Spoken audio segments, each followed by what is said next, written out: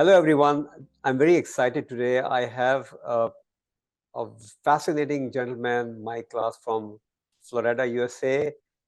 He's an application developer and someone who has worked in the corporate sector, someone who had the taste of startups. He was amongst number three top people in a startup, and he's been a freelancer for several years.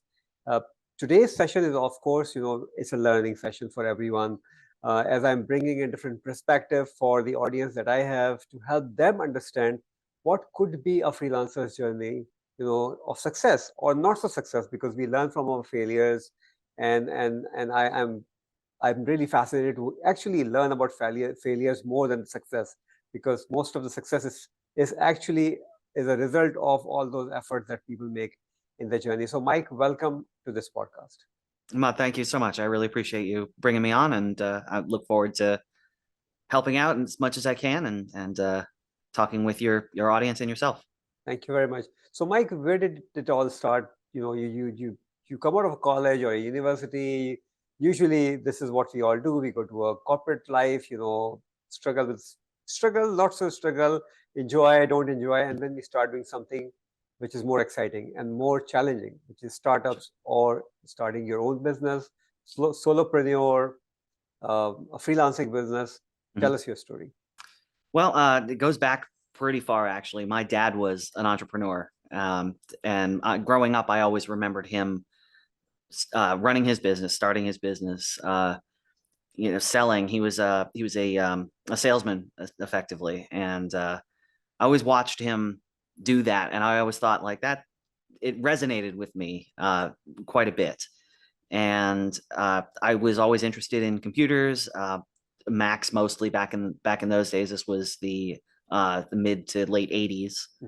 Got involved in computers, got involved in software development early on. I got my first software development job when I was 14 years old. I was working for my uncle, and moved on from there. Went to college, got a bachelor's degree in computer science, and went from there. I played around in the industry a little bit. I did some networking stuff. I did some sales stuff, just trying to find my footing. And eventually, I moved to Florida. I was born and raised in Connecticut, up north, not as far north as you, but north for me. And moved to Florida and starting businesses. I when the iPhone came out in 2007 was when things really hit the ground for me, because I was already involved in Mac development. Soon as I got my hands on the iPhone development kit, I was off and running. I started a company called Pocket Sevens. That was a consulting company, a freelance app development company, and effectively went from there. I jumped between that and startup roles. A lot of back and forth in that. Every time I wasn't doing a startup, I was running my own consulting company. So that kind of brings me to now, where I've been doing that for a long time. I've always done consulting on the side, even when I was working in other companies. It's been a great industry for me. I've enjoyed it quite a bit, and yeah, that's pretty much where I'm at now. No, this is amazing, and this actually shows uh, that even coming out of universities and starting your corporate career, if you're entrepreneurial inside from inside, if you're kind of thinking entrepreneurially, you try to take those risks and sometimes fail as well, and sometimes you're successful. But this is how the journey moves on. And you actually used one word that I am really fond of, which is networking.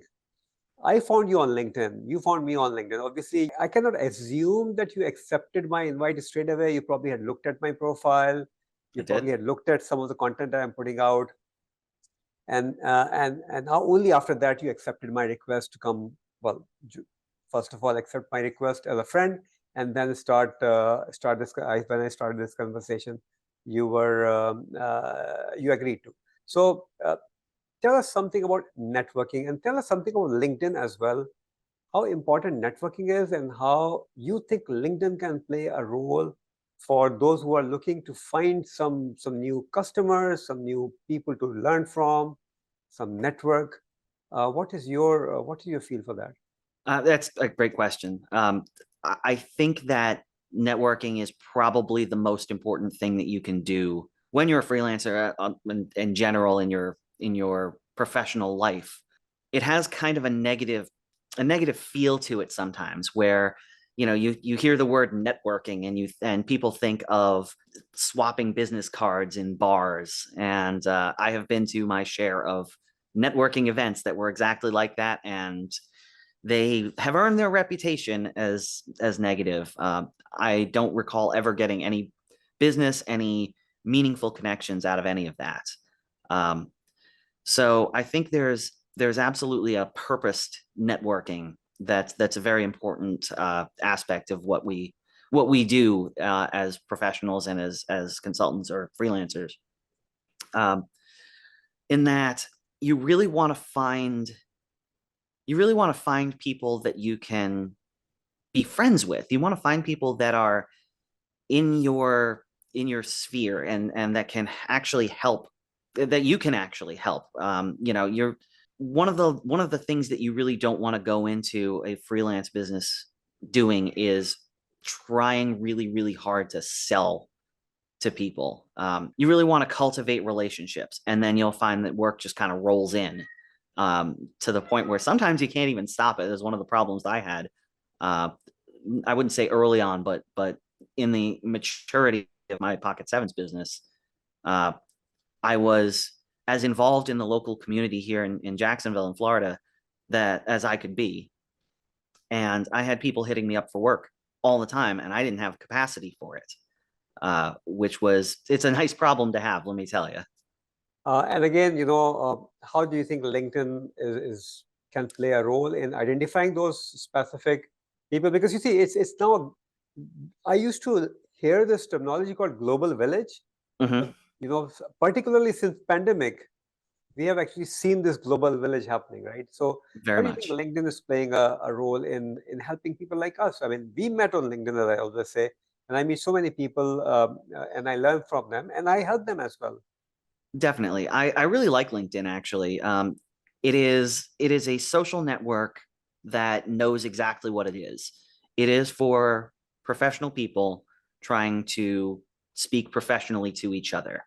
And so many of the others, the Twitters and the Facebooks and the what have you, they're just general purpose, which means you end up getting a lot of general purpose stuff happening there.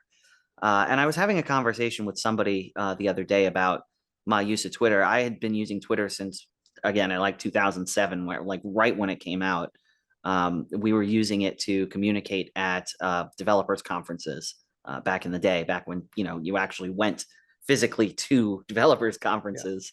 So I've been using Twitter from back in the day. So I always felt like it was my social network. It's the one that I really felt connected to, and it is not the same as it used to be. I find myself much more comfortable on LinkedIn now, and I really think that with that specific purpose, it's a great way to connect to people that are local to you, connect to people that are 1,000 miles away from you, and find that common ground that you really need to form a kind of important relationship.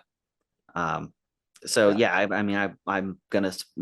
a lot more time on LinkedIn now than I ever used to. It's already been much, much better for me than any of the other social networks for that. So